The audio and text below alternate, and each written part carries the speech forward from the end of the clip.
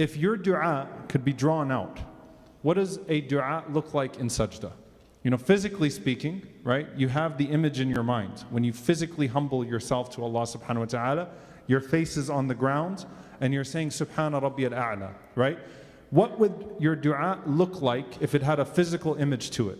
How do you make your dua like a sajda, right? And so we just talked about how to extol the names and attributes of Allah subhanahu wa ta'ala, right? Al-asma' wal-sifat. And so you're glorifying Allah subhanahu wa ta'ala and you want to humble yourself. You want to lower yourself to Allah subhanahu wa ta'ala. And we find this in many places in the Quran in very beautiful ways. Rabbi inni lima anzalta ilayya min khayrin faqir.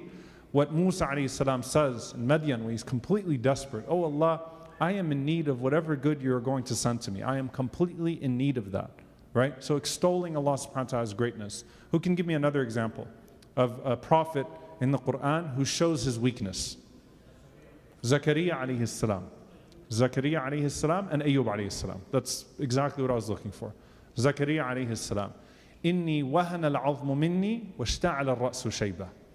Ya Allah, my bones have withered on the inside.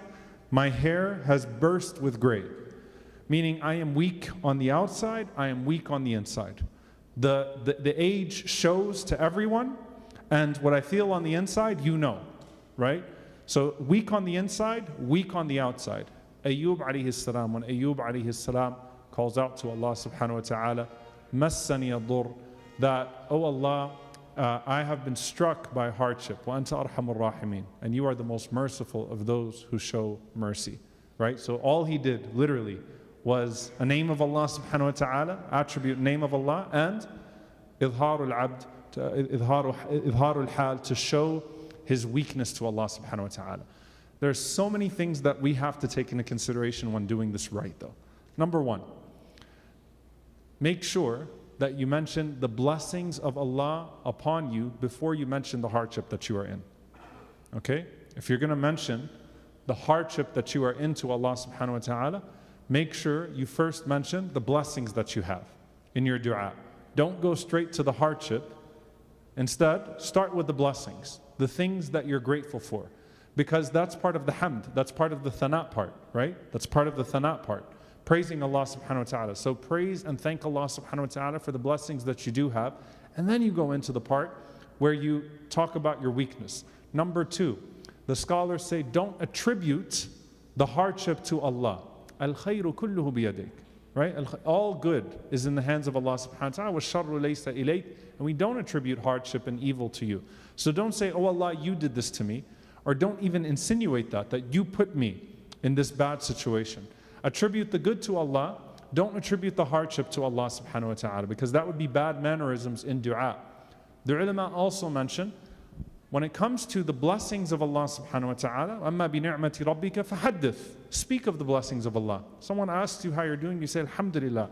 You know, here we are, we're in good health, we're in good spirits, Alhamdulillah, everything is going well, Alhamdulillah Rabbil Alameen. Extol the blessings of Allah upon you. Show that gratitude. Spread the spirit of gratitude, right?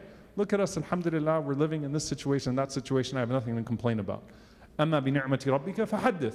Right? So speak of the blessing of Allah subhanahu wa ta'ala, not in a boastful way, in a grateful way.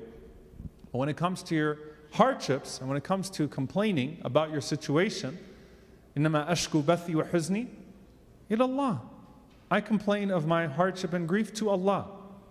Okay? So Ya'qub alayhi salam gives us that example. He's not complaining to his sons about it and says, and I'm going to go make dua for it too. Right?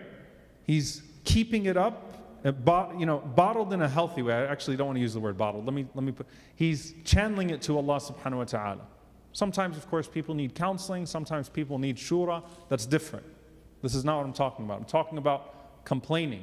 As Ibn al-Qayyim rahimahullah ta'ala said, شَكَوْتَ مَنْ يَرْحَمُكَ إِلَى مَنْ لَا يَرْحَمُكَ. When you complain to other people, it's like you're complaining to the one who shows you no mercy about the one who shows you all mercy.